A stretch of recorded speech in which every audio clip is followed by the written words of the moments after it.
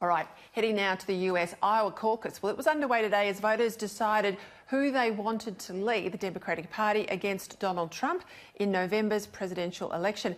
There's been a bit of a shock result in this race too, as the count has slowly come in over the past couple of hours. Sky News reporter Annelise Nielsen's coming to us live from the caucus site at Mark Twain Elementary School tonight in Iowa City. I'll tell you, I'm glad you're inside at night time in Iowa, not outside. I know how cold it is there at the moment. A very interesting, I think it was a bit of a catastrophe, you have to say, with this vote. What can you tell us? Well, I can tell you I have been kicked out. I think the picture's just coming to you now, so yes. I am outside. It's a little bit chilly here in Iowa, but it is absolutely extraordinary, this result of all the scenarios put to me about what was going to happen tonight. No one said that we weren't going to see any numbers. So those numbers trickling through that you mentioned, none of those are the official Iowa Democrat numbers. What we're seeing is the Associated Press was counting. They've really slowed that down because there seems to be some concern about the reported figures.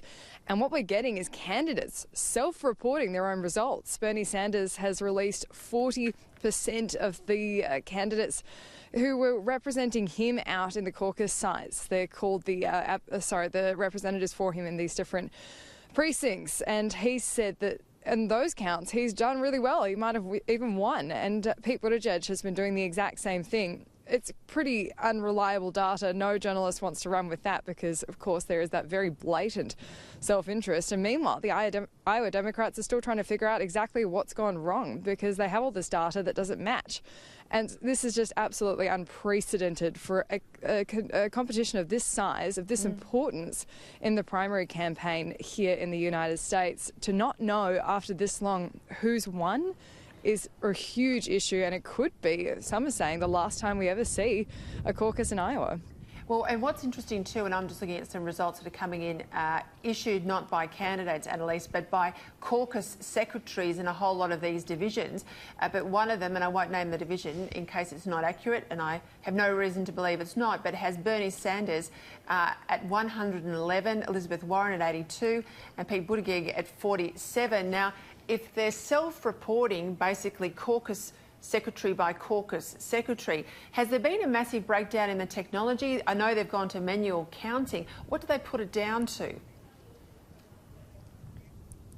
Well, you're absolutely right. There are those individual caucus results we can take. I was reporting about the numbers I saw here at Mark Twain Elementary that weren't far off just what you said there. What the issue seems to have been is this time around they've changed how they process this data. So the key is that everyone comes here, you go into a corner to back your candidate. If you don't get that 15%, your candidate's considered unviable, and that's when you move around the room. So there's these two votes. Never before have they promised to release the raw data from these votes, so people could see who backed what candidate at each level. That seems to be where they really tripped up this time. Normally they just officially report the delegates that then come out of that. At each precinct you get a certain number of delegates that represent you at the county level, then you go on to the state, and then of course that federal convention where they do nominate the presidential nominee for the Democratic Party. So today there were at Mark Twain 6 different delegates put forward, 3 for Bernie Sanders, 2 for Elizabeth Warren and 1 for Pete Buttigieg. What I was told by the chair here when I asked her about these issues that were happening, she showed me her app.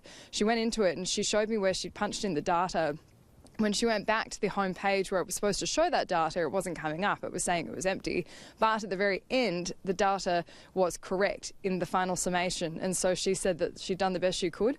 She filled out the form on paper as well to back it up, and everyone who was here filled out a piece of paper with their name, address and who they were backing. So there is that raw data that they can really go back and crunch it number by number, but to not have anything now at this point in the evening, we're about 5 hours on from when it ended here. They were supposed to be saying at 7 o'clock what the data was. It shows there's a really serious issue.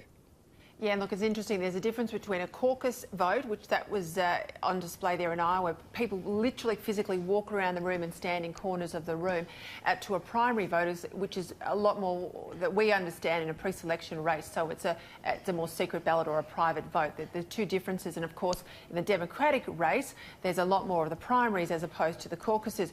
You head off to New Hampshire. Out of this race, what have other journalists telling you the likely result from Iowa? Iowa? And where do you think we're going to end up with New Hampshire? I think it's New Hampshire. You correct me if I'm wrong. Oh, I wish I was going to New Hampshire. Fortunately, I'm back to Canberra, which will be a bit warmer. But what I'm hearing on the ground is that they think Bernie Sanders really does have the momentum behind him at the moment, that Joe Biden seems to have taken quite a hit. And that seems to be what they're hearing as well, because Joe Biden's put out this letter saying he doesn't want any of the data coming out until they can independently verify it, which of course would give them a bit of a chance to regroup and get some momentum. But it does seem like Pete Buttigieg has pushed ahead more than anyone expected. He was trailing in the top 4 candidates after really previously being one of the strongest candidates here in Iowa, but he was seen as a bit of a concern, his lack of support from African Americans. Of course, Iowa is an extremely white state, so that doesn't seem to have been too much of an issue here.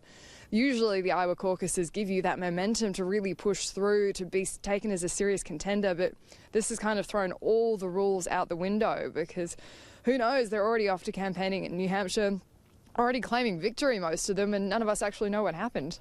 Yeah, look, just before we go, I'll have to leave it there, but I mean, the Iowa caucus, one of the reasons why Biden wouldn't have had a strong showing necessarily, it's a very young vote inside that caucus, and that's traditionally not been his strong suit. But we'll see. It's early days yet. Annelise, go inside and get warm. Thanks very much for your time tonight.